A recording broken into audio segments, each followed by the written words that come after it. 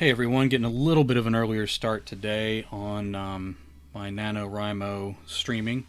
I need to get to 47,500 words. I'm currently at just over 45,000, so the usual 2,500 to get finished. This evening I have another sleep study, this is the third one, so either I think this is the point where either they have to figure out that something what they can do or just admit they can't do anything. Either way, I'll be happy to be done with sleep studies. So we'll see how that works out. Let me go ahead and bring up my story. We are looking at Rise Again, a sci-fi novel by Jay Wilburn.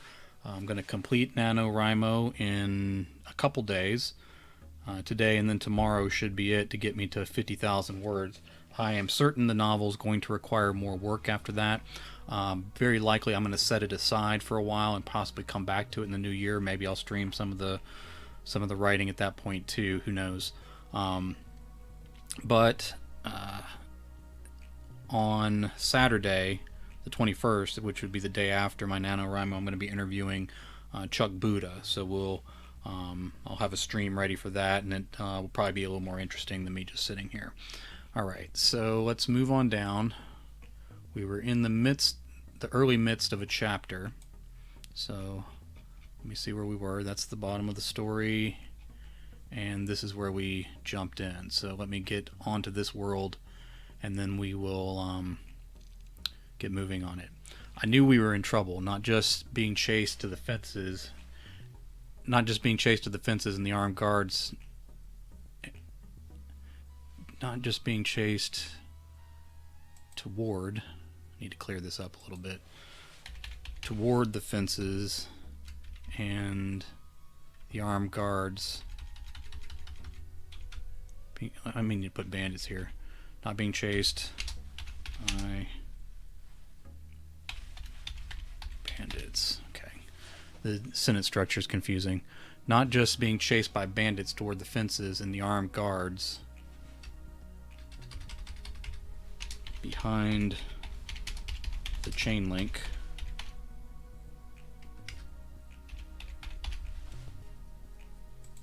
And not just because we got spotlighted and shot at right at the moment we tried to jump.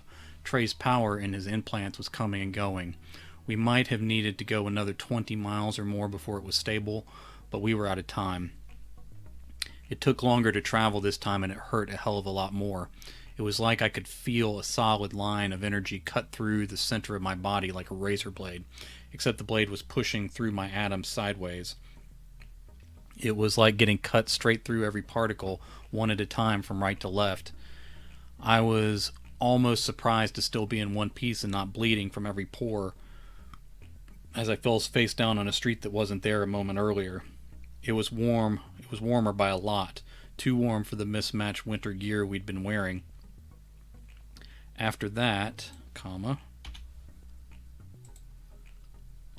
the pain and raw illness sunk into every nerve and muscle.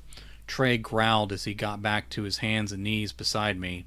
He grabbed me by the shoulder of my thick coat and pulled me toward him and the side of the highway. He said something in my ear, but the ringing was still too loud, either from what we just went through or the siren that had stopped in an instant. Then the spotlight poured over me again. It lit and accented every pit and imperfection in the asphalt under me. Little flecks of quartz or mica glowed with the artificial light, growing brighter by the second. Then the blare of the siren returned and grew closer to me. Brakes screamed as the chrome bumper barreled toward my face. It wasn't a siren. Let's get fancy and use a semicolon. It wasn't a siren. It was a car horn. Move, Trey screamed. That I understood, even if my muscles still cramped up in protest. Not sure if it stopped in time, but we cleared the lanes as other cars screamed to halts and laid down on their horns too. We found a break in the concrete barrier and ran through into the tall, dark grass. I fell to my knees twice on the slope and cut myself on something sharp the second time. We got to level we got to level... Oh, I need the sentence structure's weird on this one too. We got to ground that was level but wet, and slogged along away from the snarl we created by materializing in the middle of nighttime traffic on some unknown highway. We passed through farmland, a dirt trail beside a sprawling trailer park, along a deserted road lined by thick pines, and we reached the back of a shopping center. Trey said, "Let's sit down and rest a moment." I pointed over to a concrete structure a little further back from the service area behind the shopping center. We went behind it and sat down on the concrete lip around it. I was sweating and shed a couple layers to cool off. Using the clothing for padding and pillows, I started to drift as I sat up. I didn't realize we'd both fallen asleep until Trey stirred, and I jolted awake beside him. My neck was stiff and my cramping muscles ached. I wasn't rested, but it was better than before, at least until I tried to stand up straight. I had to use the side of the shed for support. My pants were torn at one knee, and blood had dried around the hole. That knee hurt a lot, but I didn't want to look at it yet. "Anywhere you'd like to visit for the next few days?" Trey asked. I could hear hoarseness in his voice, maybe a cold or pneumonia. Hopefully nothing more deadly than that. I had already avoided major pandemics in my world. I wasn't looking to catch anything new from New Worlds. A library to see if we are somewhere safe. I stretched again and felt no shame when I let out a high whine of pain. "Or breakfast?" "Food would be good," Trey said. "It's a shame they don't have information desks set up for visitors from other dimensions. It would help a lot, especially if you could exchange money from one world to another." I said, "If we keep going the way we are, they might start doing just that." Trey stepped out from the side and stared. "We might be able to trade in some of these extra clothes. What do you think?" I looked down at the ratty homemade garments we'd gathered while crossing an unforgiving landscape. These look like homeless people were living in them. No thrift store would ever take them. Trey sighed and said, "Hold on, let me have him say something else. We are homeless people." Trey sighed and then said, Do you feel like carrying them in the event of a sudden cold snap?" I just shook my head and then held my neck through the cramp that gesture inspired. "We left our extra layers piled there where we'd slept." He started walking. "Come on, this world looks familiar enough for a few old tricks to work." In a matter of a few blocks, Trey had managed to break open a few newspaper machines, 8 paid telephones in 3 different locations, a soda machine. He got a Coke and I got a water as we both rattled with all the change we were carrying. Fortunately, most of it was quarters. Unfortunately, the soda machines did not accept dollars. I tried to remember the last time I had seen a payphone, much less banks of them. No one saw us that I knew of, let's say. But Trey had us cut along a couple other side streets and past a few restaurants without stopping.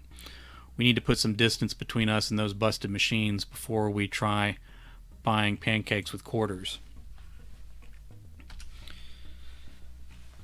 We sat down on a bench in the middle of the sidewalk.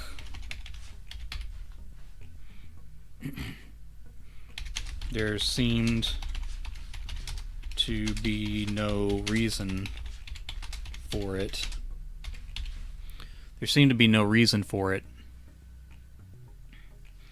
And I thought it looked suspicious that we both just sat there.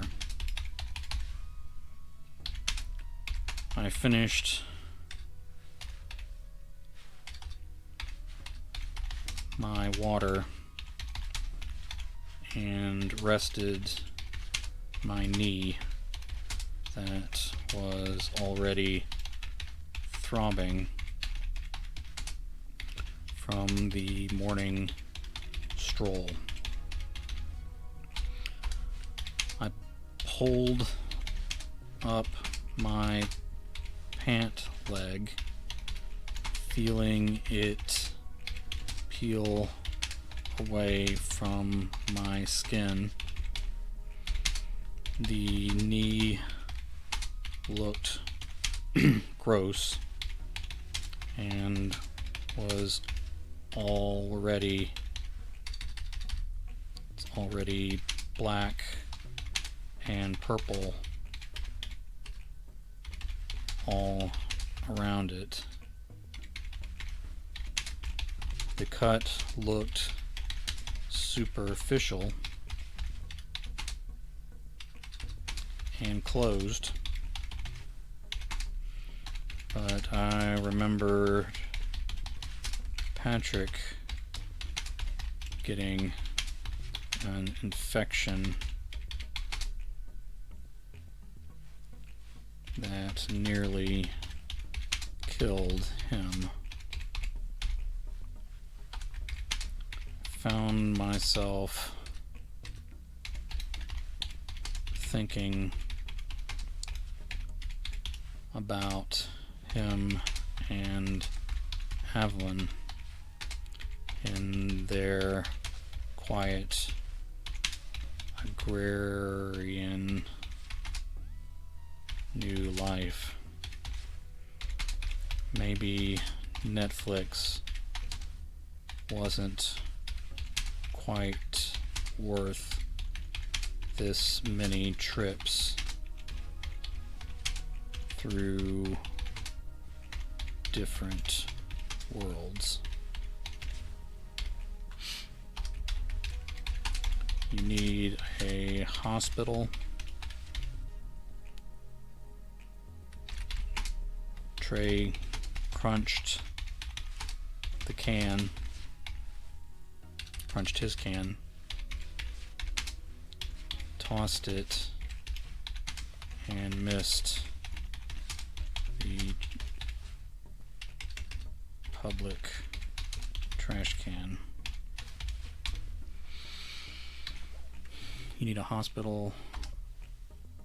I pulled my pant leg back down gingerly. I hope not. You'll probably behave better than Patrick did if it comes to that. I can promise that,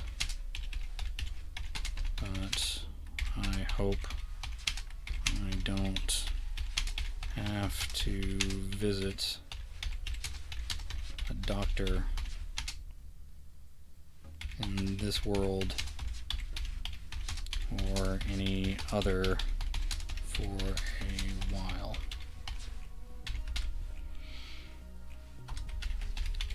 You ready for breakfast? Where are you thinking? Don't really recognize these places, but I don't really recognize these places, but a chicken biscuit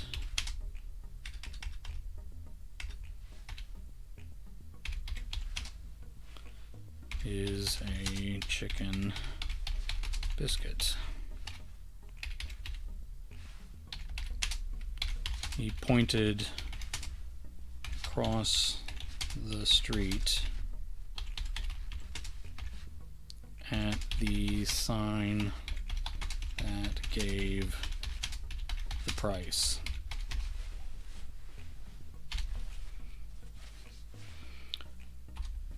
I stood up and gritted my teeth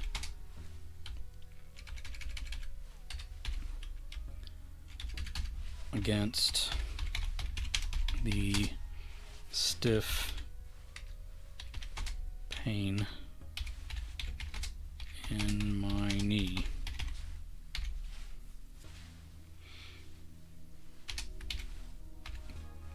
No, not Patrick, what am I doing? Trey said, hold on.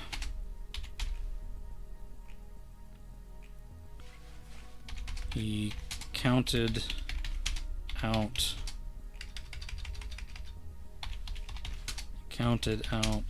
quarters and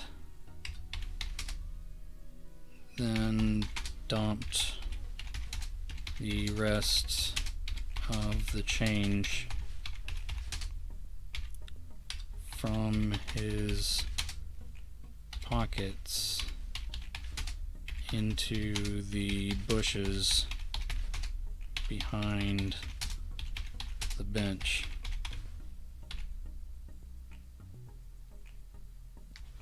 Alright. That needs to be its own paragraph, and this needs to be a closed quotation.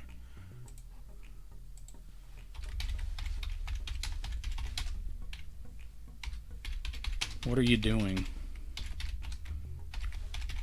We can pick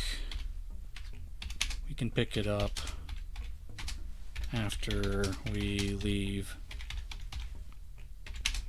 I don't want to be jingling if a cop happens to be eating a chicken biscuit too. I limped over and emptied the change, say the stolen change. The stolen change he had me carry. He spread it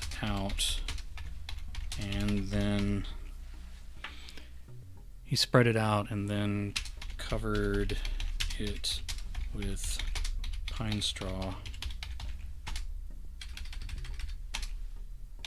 Pine straw from the overgrown bed the bushes were in.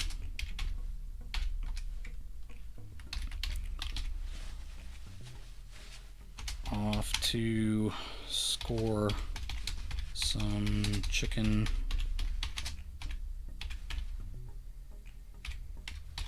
biscuits, I said. Alright. Now we will switch chapters to switch perspectives. So we're still in the same world. Control, copy. Alright, so chapter 25 now. Chapter 25.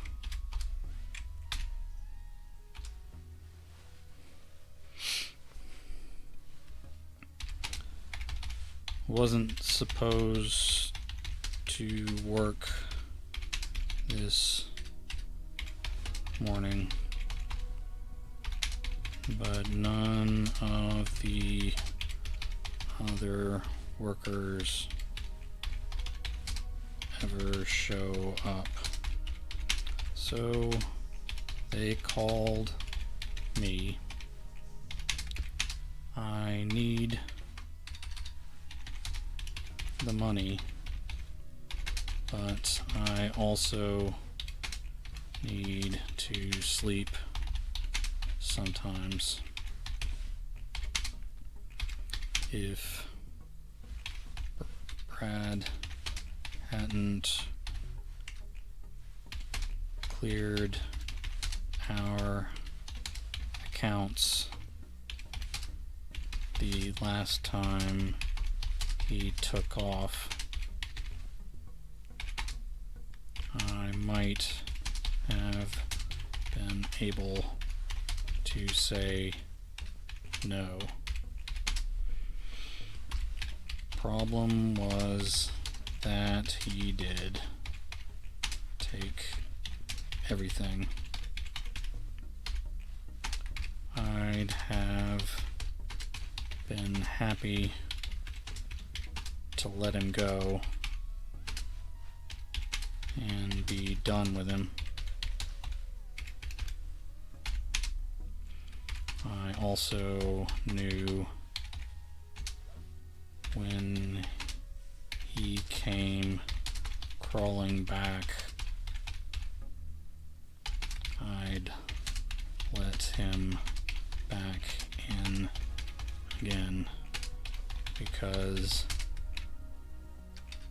I'm afraid of being alone. One day I'll wise up, but I'm not sure that day is soon. The drive-through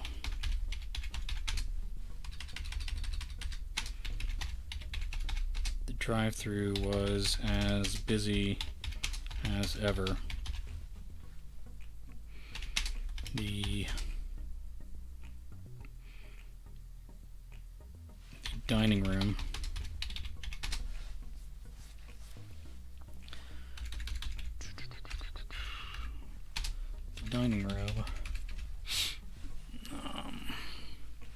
hadn't been quite as busy. A few to-go orders, and then that pair of dudes who bought their breakfast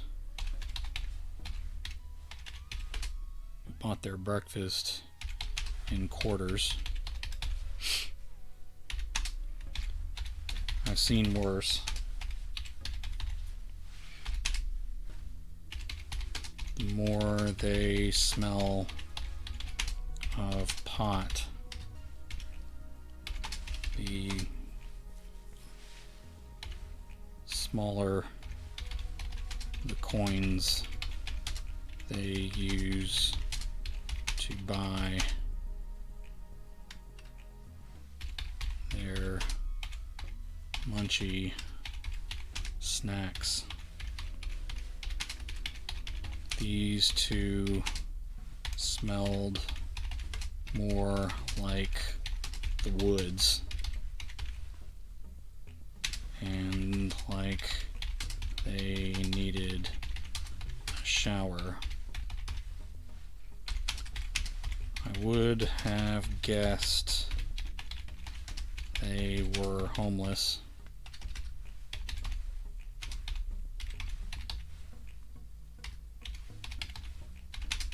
but they were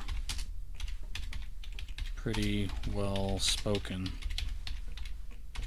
Could have just been two dudes who had a rough morning's worth of work. All right. They sat in the corner by the far window and ate their chicken biscuits like they were homeless.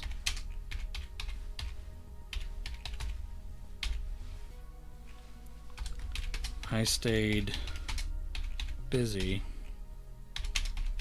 but caught bits and pieces of their conversation.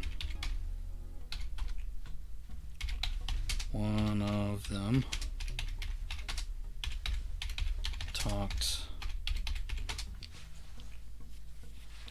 talked about getting coins rolled for dollars. The other said that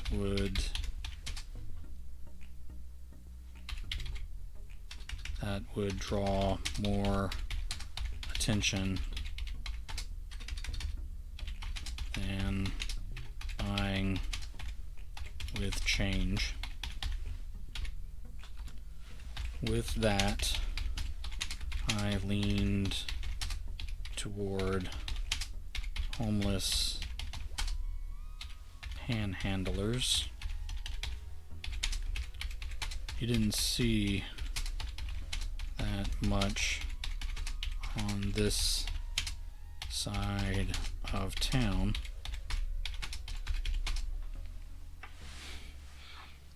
but it happened from time to time. The economy was down more than it was up, especially if you had a Brad in and out of your life.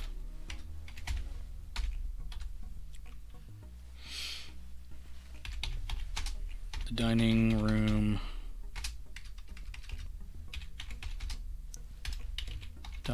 filled a little,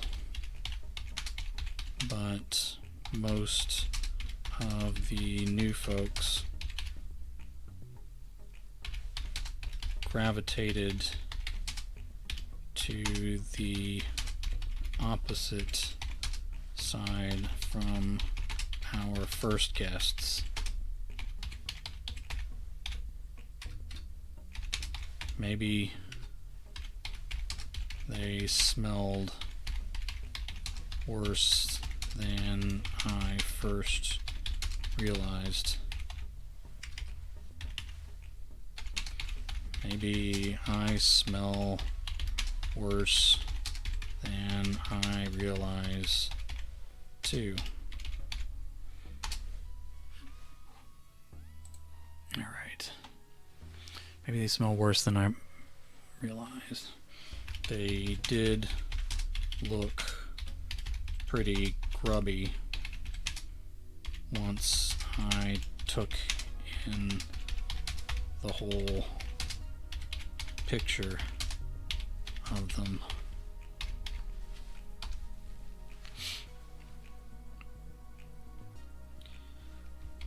One of the guys came back up and used a few more quarters for 2 more chicken biscuits. Definitely homeless. Probably high and homeless. But they were quiet and to themselves.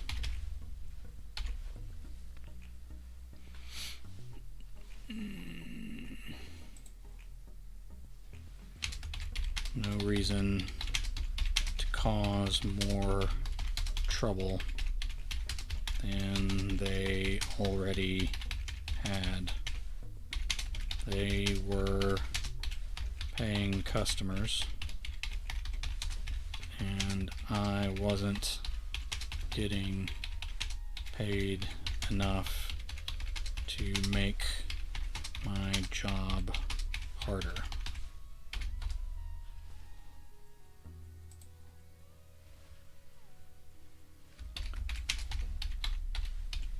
I don't understand,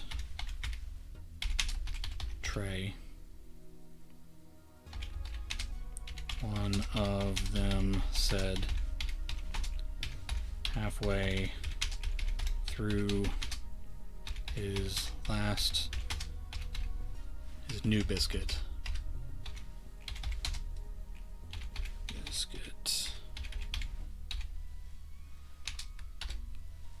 How can you even say that? Hold your damn voice down, Rick. What the hell? What the hell do you mean? Rick tossed his unfinished biscuit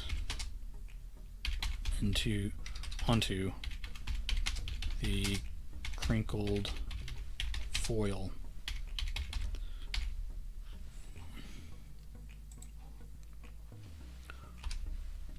One family was collecting their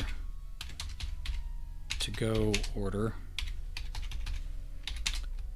Another was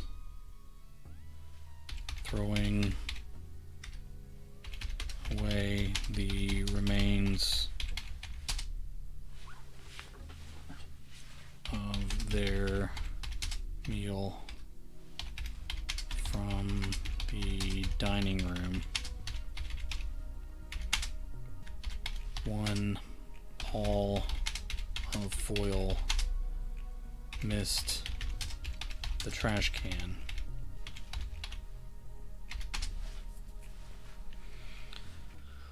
One of the kids tried to reach down to fetch it, but the father pulled him along, and they left in a hurry out one exit as the other family rushed out the other, the opposing doors.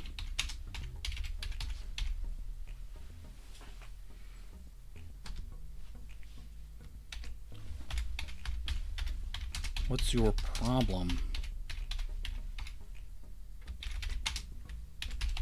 Trey tried to pitch his voice lower, but now there was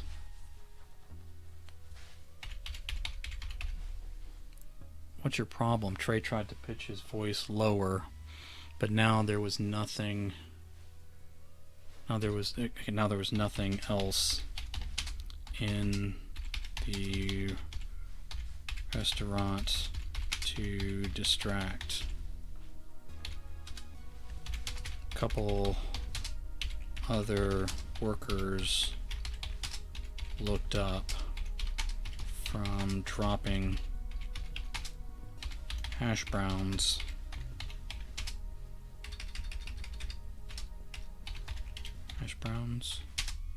we might not have needed before we switched to lunch.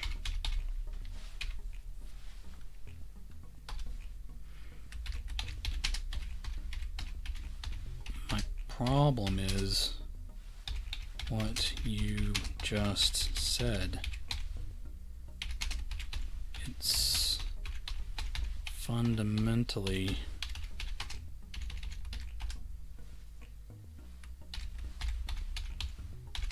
what, Rick? You're just wrong. Can't believe that's the reason you've been doing all this. That's why you ended up pulling Evelyn, Patrick, and now me out of our worlds.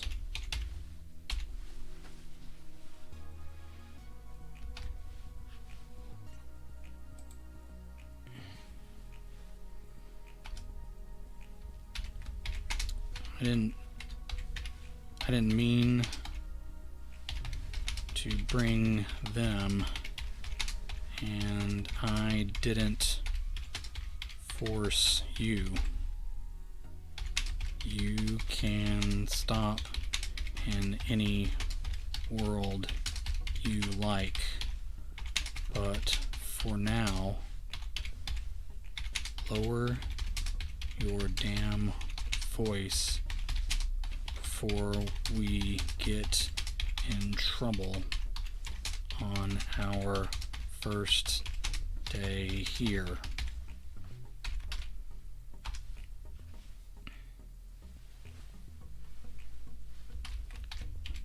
You think the world would be better if the other side won that war? It's not even from your world, Rick. It's not even from your world, Rick. It's the same. That part is the same. And what you're saying is terrible. If that's really the world you want, then you're a monster.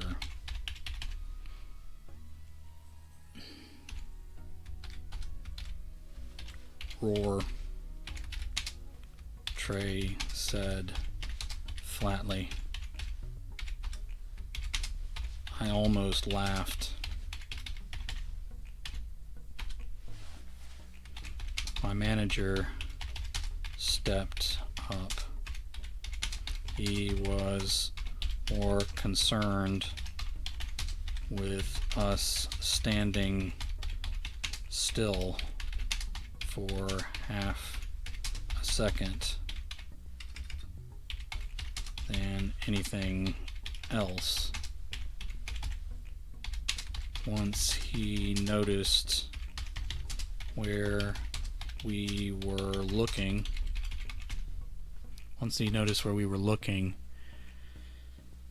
he said, "Is there a problem out there. I don't think so. I'm not sure.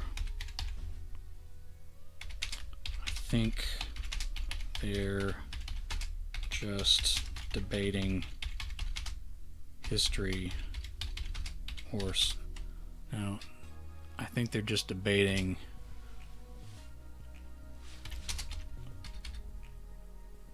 a game or something. Something like Dungeons and Dragons, but with space, I think. He stood and stared too, though.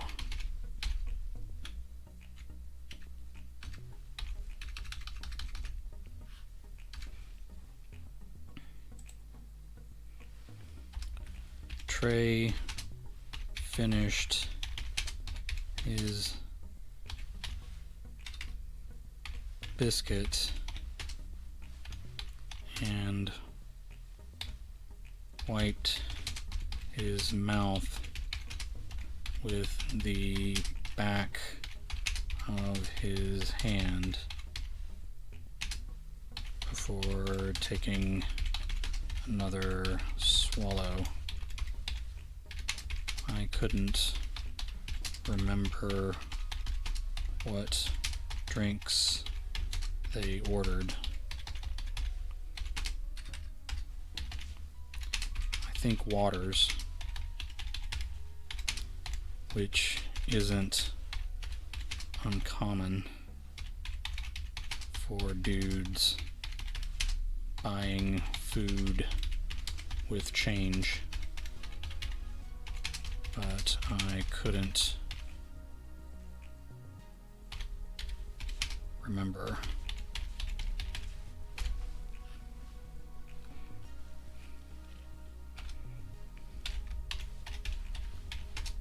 Let's go. Trey said, "You're being ridiculous." Let's go, Trey said. "You're being ridiculous. Do you wish World War II ended the opposite way too?" Trey stood and looked at us. Everyone, including my manager,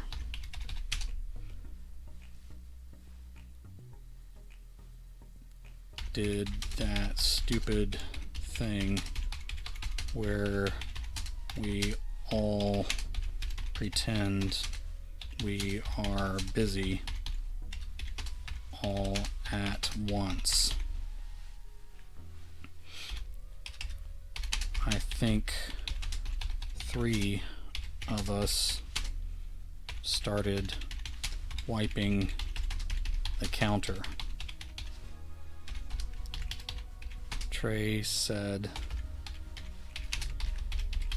"You're making a scene, and that's the last thing we need in our situation. You got me? Do you? Are you? What the hell do you even mean, Rick? Do you wish that war had an opposite outcome? in our than in our worlds. Is that the world you are really searching for? Trey looked at us again. I wasn't even pretending to not watch now. He said, I'm looking for a world where the march of tyranny is... Alright, let me get the M dash there. Hold on, I need to do the... Life would be so much easier for me if the keyboard just had an M dash on it, instead of me having to hit 3 buttons to get it. He said, I'm looking for a world where the march of tyranny is... Stop with that bullshit, Trey. Just stop it. It's all garbage, racist talk. If what you are trying to do is change history by flipping those wars, I'm not changing anything.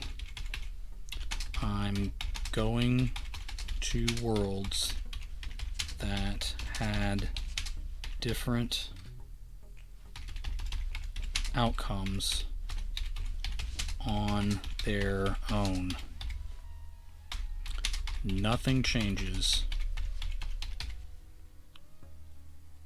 So stop accusing me of things you know are not true. Rick stood up now, and I expected to see a fight. Normally, that stuff really scared me, but today I was excited. I'd had a hard week, and I apparently had an appetite to see someone else have a hard time for a change. All right.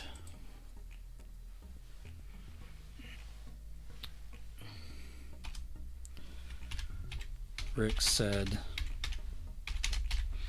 okay,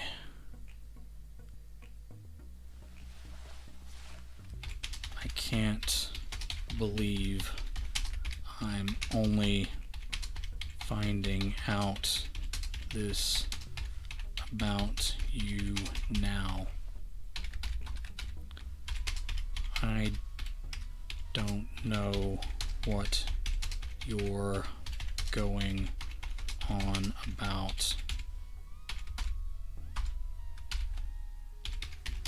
The world did exactly what it was supposed to do, and it moved on without you before you were born. You need to live with the fact that you need to live with the fact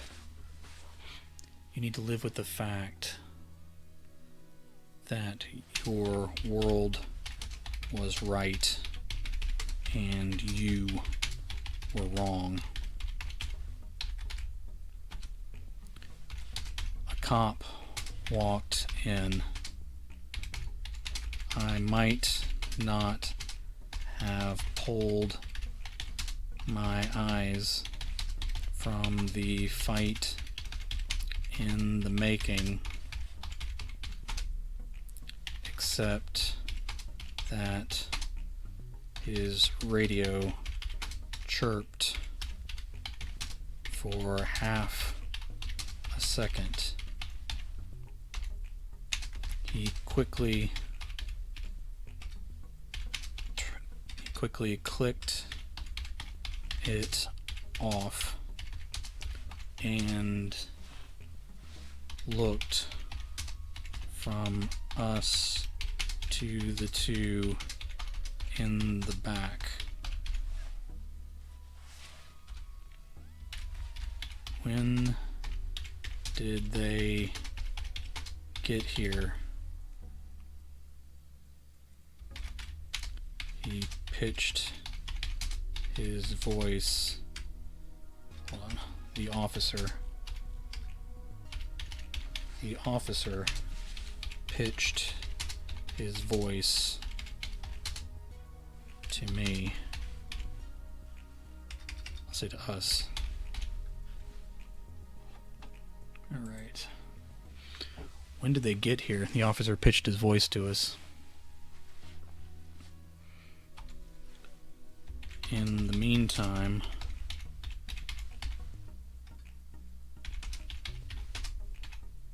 the boys hadn't noticed our new visitor. Trey said, "You left your world behind too, champ. It wasn't so rosy and right from what I recall.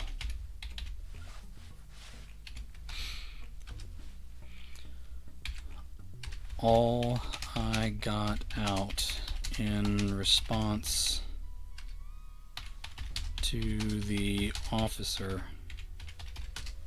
was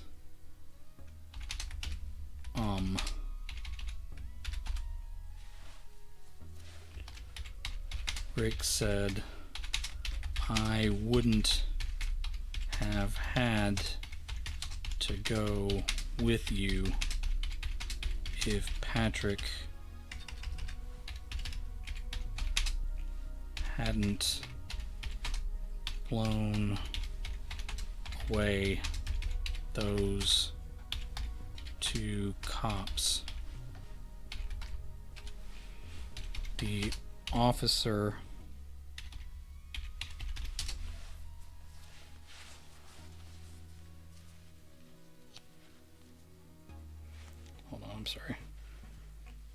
The officer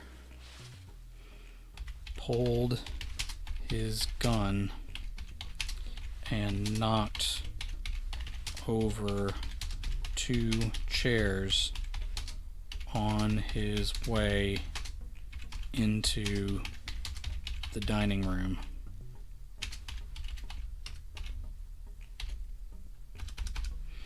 All right, we'll do a new chapter. Let's see, we're at chapter 26.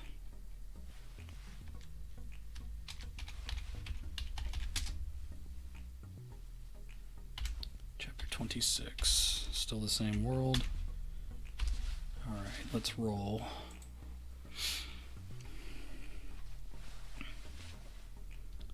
I laid face down on the sidewalk outside the chicken place with my hands handcuffed behind my back I laid face down on the sidewalk outside the chicken place with my hands handcuffed behind my back.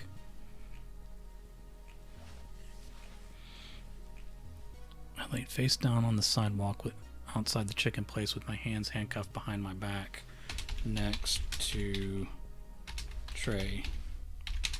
Maybe this was a little bit my fault for going off the handle the way I did, but I was shocked to find out who Trey really was. I suppose the clues may have been there all along,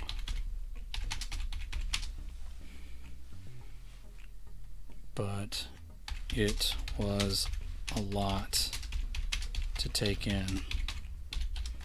I suppose we had bigger concerns at the moment.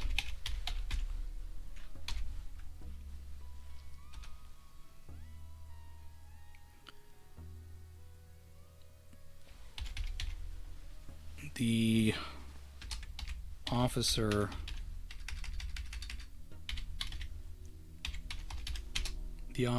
pulled me to my feet, making my shoulders scream with pain that made me forget my knees for a moment.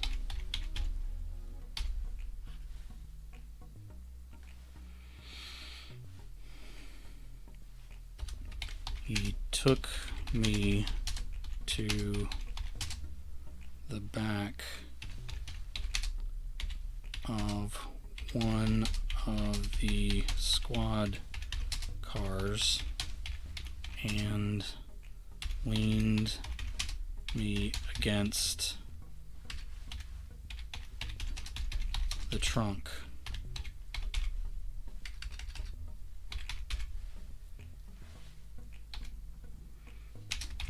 More cars, more police cars,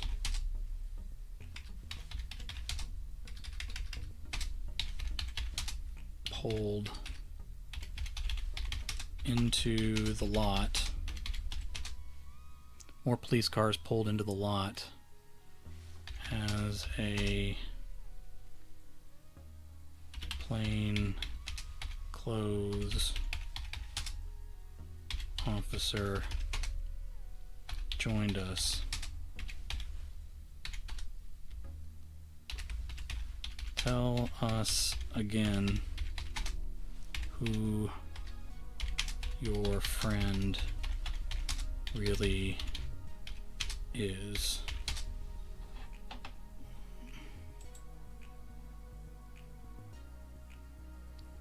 All right. Tell us again who your friend really is.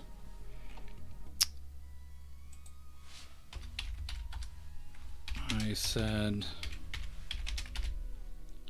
he's Trey Green, and I'm Rick Helms. Just like I told you, we've been on hard times and have been on the road a while, so there won't be any records of... Alright, let me do another M dash. One shift, close parentheses, M dash, cut the bullshit. Rick, would you please?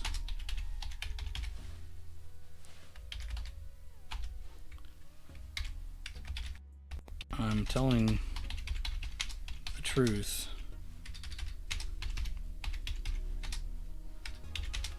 That business you heard us talking about inside was just a story we made up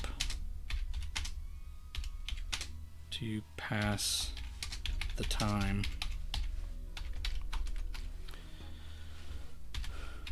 Rick, I don't know why you're here with him like this, but I know you were at work at your print shop in Charlotte, North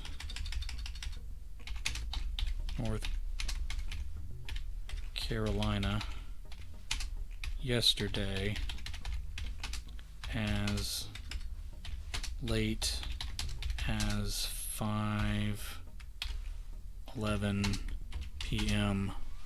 Rick, I don't know why you're here with me, why you're here with him like this, but I know you were at work at your print shop in Charlotte, North Carolina yesterday as of 5:11 p.m. Eastern yesterday. So,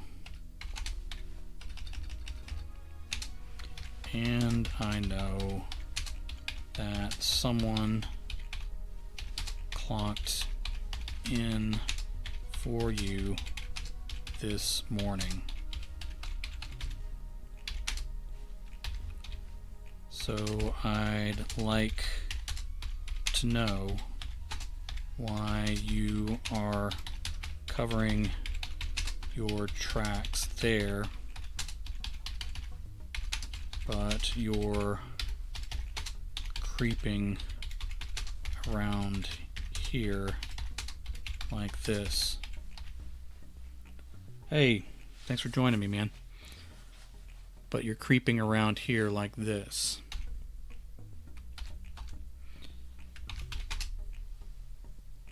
Am I doing this right? Okay. My mouth dropped open.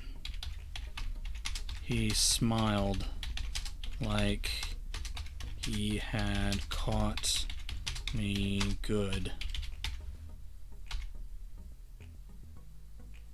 As he got ready to speak again,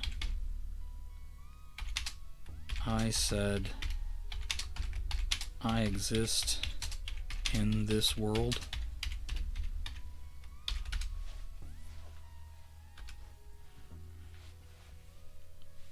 That seemed to give the two officers a pause.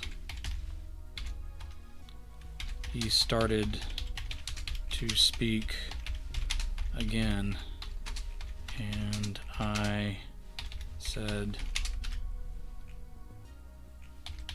are my mother and father both alive in this world too? I need to talk to them. Are they alive? Just tell me, please.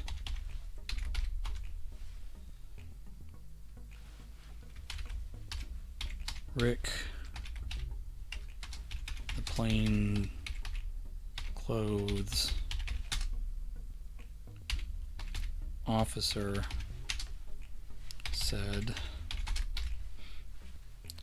I'm going to ask the questions and then we'll talk about whether you can see a lawyer or not.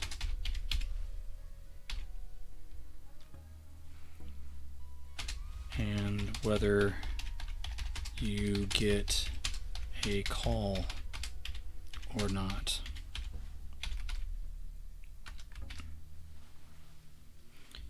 If there's no pandemic in this world, my mom may still be alive.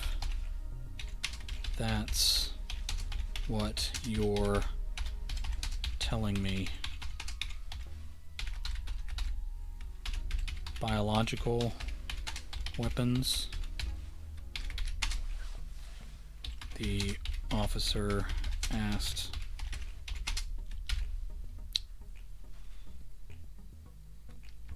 Is that what you're doing here? No, just let me call someone. Where do they live?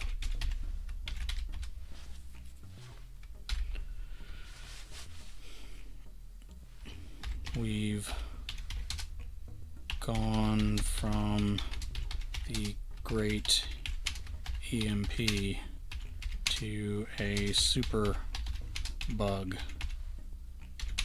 Is that your plan? What's your target this time?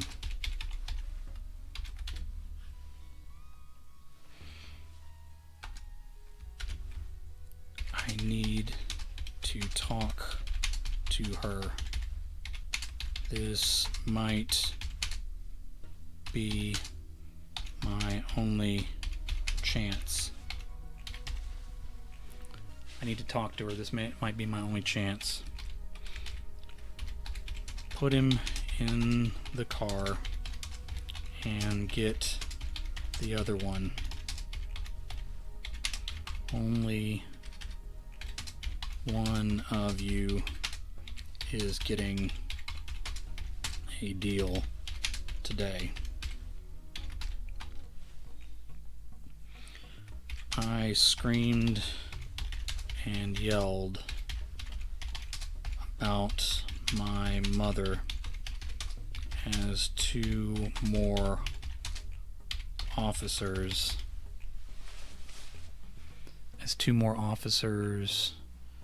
joined in as part of dragging me along. I heard, no, he doesn't need to hear it, it just needs to happen. A grown man screamed near the sidewalk. Guys let go of me and reached for their weapons. It's in him. He has the stuff in him. Men ran past us. He's set it off somehow.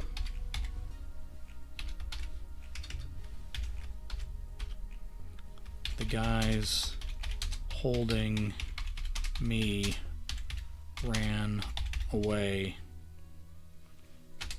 without looking back. In my confusion,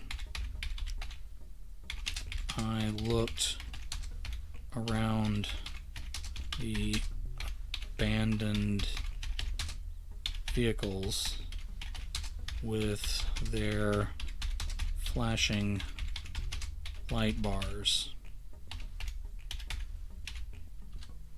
Then I heard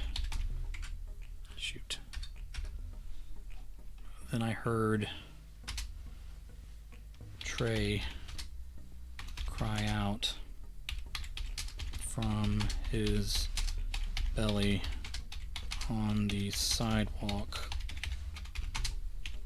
where they'd left him.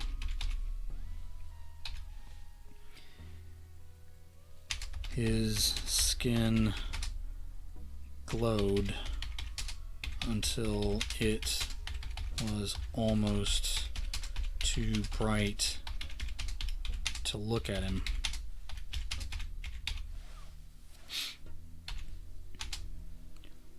Light, greenish light, glowed. No, we don't want to do glowed again. Greenish light exuded from his eyes, nostrils, ears, and open mouth. Did you activate the portal?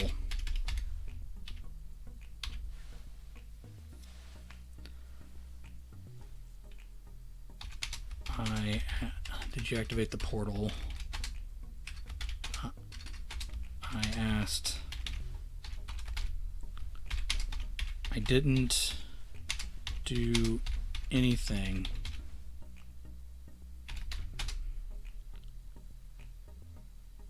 His voice had this shrieky. How would you say shrieky? I think that may be the best. It's not streaky. I think that may be right. Okay, his voice had this shrieky, distorted echo underneath his words. All right. I can't see anything. I'm burning up from the inside. Something's wrong. It shouldn't be charged yet. The waves of distortion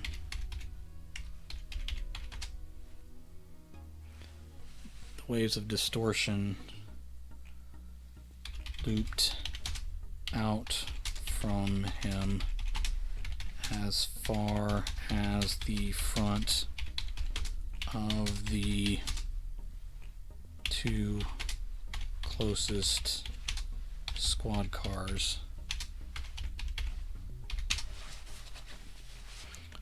I didn't think about staying in this world at that moment. Maybe I should have,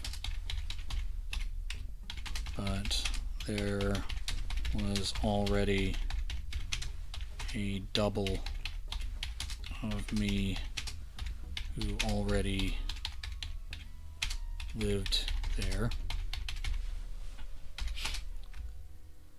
I didn't put that much thought into it at the time.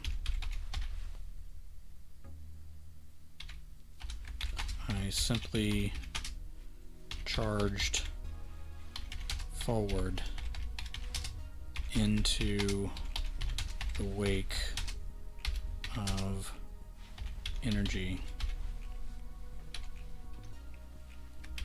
It hurt as we tore away from this world earlier than we should have been able to. Something was definitely wrong. Okay, we're pretty close to the goal, but I need to get a little bit more down. These are kind of short chapters anyway. So chapter 27, and we are at a different world, so let's get that world's name. Post Poc (6) 20.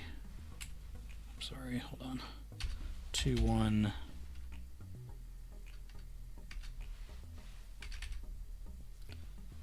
No, let's put a 6 here and then a question mark. I know that's not how I normally do it, but we'll do it that time. 6 question mark 21st cent shift empty 1 question mark. Okay, so that'll be how we write that one. All right, a few more words to go. I'm not sure how much or how long it hurt to travel between worlds this time.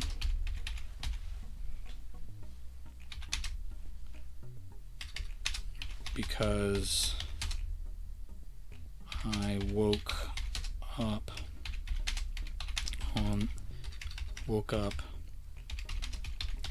in the dusty parking lot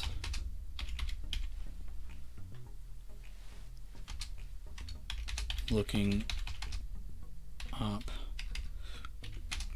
into clear blue sky.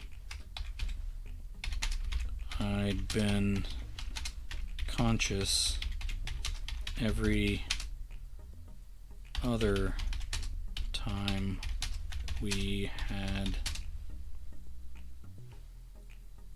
passed through one of Trey's portals.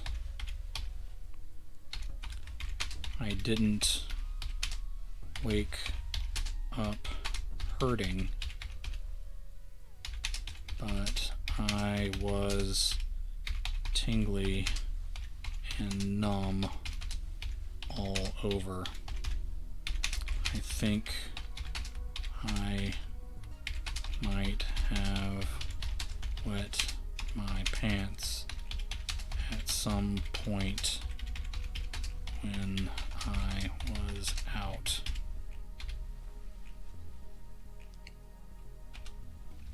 I sat up slowly through waves of dizziness.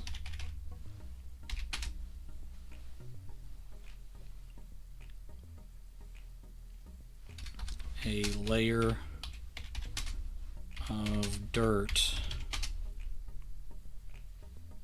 stuck to most of the lot, spreading out to department stores, to long deserted department stores and vacated shops in shape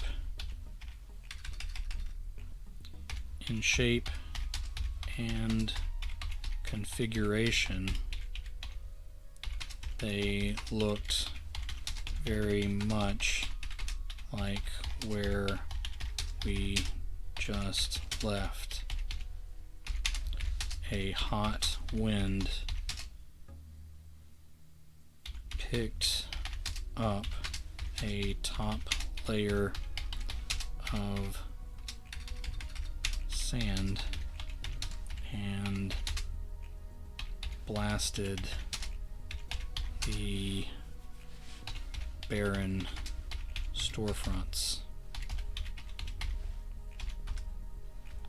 In front, immediately in front of me, was the severed front half. Immediately in front of me was the severed front half of a police cruiser. Next to that was an engine block leaking oil with a bumper and a car grill in the growing puddle. I spied Trey sitting against the wall of a restaurant with all the glass missing from the windows.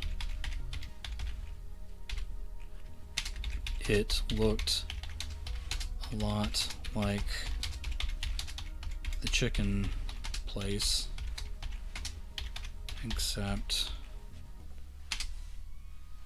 this building had been empty for years. I pointed over my shoulder at the half police car and the leaking engine. I coughed twice before I could get out the words. Did we bring those with us, or were they already here?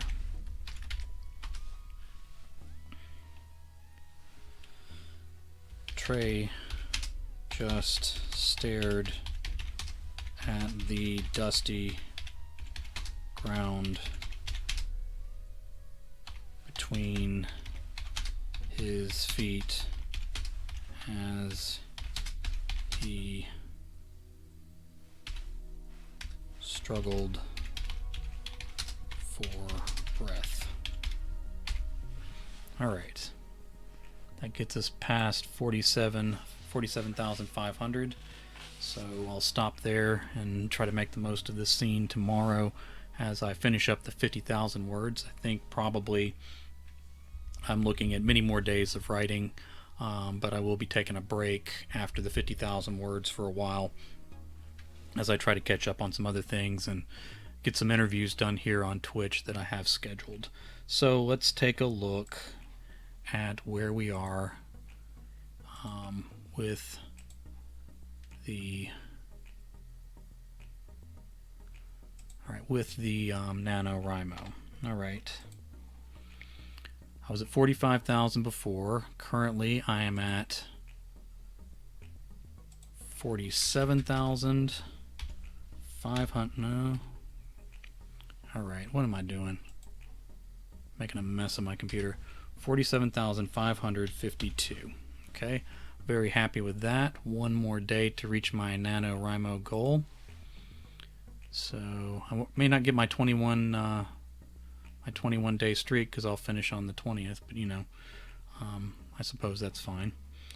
All right, we had several people who had made their goals yesterday, so let's take a look at our buddies. Jessica McHugh is still at 10,600. Again, she finished about 30,000 words before, so technically she's probably about 40,000 words in for totals, but I don't think she's updated today, so she'll probably get to that. But she's doing an excellent job knocking out 2 novellas for NaNoWriMo. Armand Rosamilia finished yesterday, and he is currently at 51,284, so he's continued to work. He has told me that he believes, he actually commented on a YouTube video, I believe it was, that he's going to be over 65,000 words when he's finished. So I think he's continuing on to complete this. So good job hitting the goal yesterday and then continuing on to finish your novel right away. All right, John Quick is continuing on. He finished his goal a couple days ago, but John Quick is currently at 54,818. So he is updated since yesterday as well, I believe. All right, checking out our other buddies. Okay, we'll give him some more time to catch up. Let's see. I believe he hasn't updated yet either. Let's see where he is. About the same spot, so we'll check on him later. Alright, Tim Meyer has finished a few days ago. I don't think he's updated today, and I'm not sure if he's continuing to keep track. But on Pteranodon Canyon, great monster stories coming from Tim Meyer. I'm sure this will be no exception. He's at 52,647. So excellent job for him. A couple more folks we can check out to see where they've gotten today. Stephen Kozanowski has hit his goal. Good job. So Stephen Kozanowski, 50,036. So he has hit the goal there. Not sure if he's finished or not, but excellent job finishing NaNoWriMo well ahead of schedule. So excellent job, Stephen Kozanowski. Let's see where a couple more folks are. All right. Cody Langill. Again, I can never quite remember where he is. But Broken Vistas, he's at 32,531. I don't remember if that's different from yesterday, but still well over halfway to the goal with many days left to hit the 50,000 words, and I predict he will get there on time. And we'll take one more look. Again, I'm kind of early in the day, so I don't know if all these folks have updated or not. I think he's updated. So Todd Kiesling, Spiders in the Lattice, he's at 39,169 words again. Shouldn't have any problem knocking out the 50,000 words before the end of the month. So excellent job to all those people. And good luck to everyone who's still doing NaNoWriMo. My story is Rise Again, a sci-fi novel by Jay Wilburn. I'll hit my 50,000 words tomorrow, and should be close to the end, but I definitely won't be finished at that 50,000 words. But again, we'll probably take a break from this particular novel for a while so I can catch up on some other things I put aside in order to focus on NaNoWriMo. But once again, good luck to everybody who's continuing to work on NaNoWriMo, and I look forward to talking to you again tomorrow.